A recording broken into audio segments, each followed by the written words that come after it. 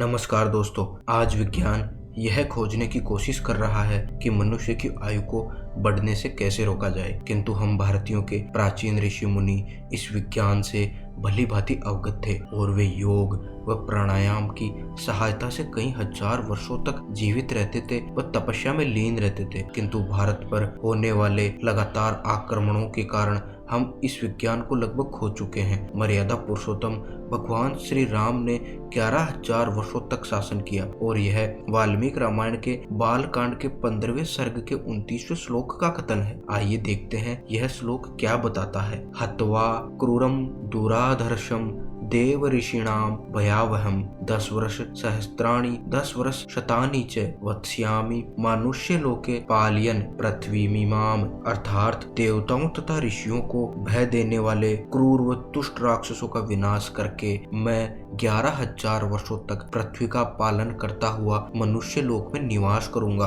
और दोस्तों, यह केवल कोई कपोल कल्पना नहीं किंतु पूरा का पूरा विज्ञान है। केवल कुंभक प्राणायाम, खेचरी मुद्रा से सुषुम्ना नाड़ी और आनहत चक्र जागृत करके आयु को बढ़ाया जा सकता है। घेरंड संहिता का एक कथन है जिसके अनुसार मनुष्य प्रतिदिन 21,600 सांस लेता है, अर्थात 1 घंटे में 900 व 1 मिनट में 15 श्वास। हंडकारेण बहिर्याति सकारेण विशेत पुनः षट्शतानि देवारात्रो सहस्त्राण्येक विशंति है। अजपाम नाम गायत्रीम जीवो जपति सर्वदा। भावार्थ है, शब्द की ध्वनि के साथ प्राणवायु शरीर के अंदर प्रवेश करती है और श शब्द की ध्वनि के साथ प्राणवायु शरीर से बाहर निकलती है। इस प्रकार मनुष्य एक दिन यानी दिन व रात मतलब 24 घंटे में 21,600 बार इस अजपा नामक गायत्री का जाप करते हैं। इसी प्रकार शुक्ल यजुर्वेद संहिता में सामान्य रूप से मनुष्य की आयु को 100 वर्ष की मानी गई है। जीवेम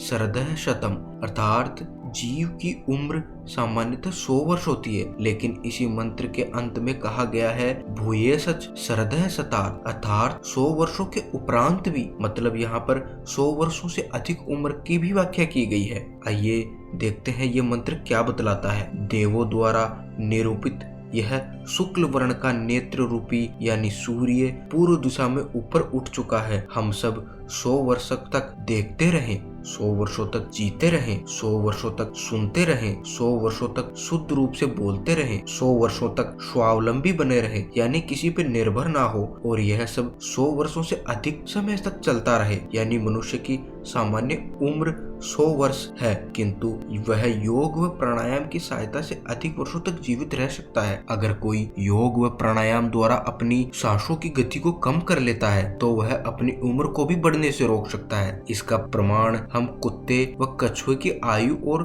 श्वास की संख्या से सहजता से समझ सकते हैं। कुत्ता मनुष्य की तुलना में लगभग 10 गुना अधिक तीव्र गति से सांस लेता है और कुत्ते की आयु सामान्यतः 10 वर्ष ही होती है, किंतु कछुआ लगभग 10 गुना धीमी गति से श्वास लेता है और इस प्रकार वह मनुष्य की तुलना में 1000 वर्षों तक जीवित रह सकता है। इस प्रकार हमें इस बात से भी आश्चर्यचकित नहीं होना चाहिए कि त्रेता युग के सहस्त्रबाहु कारतवीर्य अर्जुन ने 85,000 वर्षों तक शासन किया और इस प्रकार उनकी श्वासों की संख्या लगभग 21.6 ही रही होगी। ब्रह्म विद्या उपनिषद का एक कथन है कि यदि योगी या साधक अपने सूक्ष्म प्राण या चेतना को सुषुम्ना नाड़ी में आनहत चक्र में स्थित करता है तो यमराज भी उसका बाल भी बांका नहीं कर सकते जब तक कि उसकी सुषुम्ना नाड़ी जागृत हो। जरा मरण रोगादि न तस्य भूहि विद्यते एवं दिने दिने कुर्यात अणिमादि विभूतये,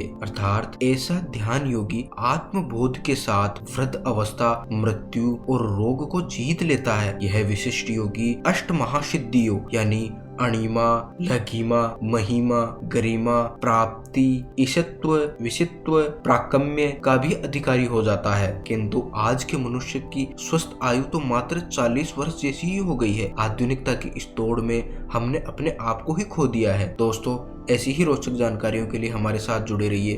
धन्यवाद।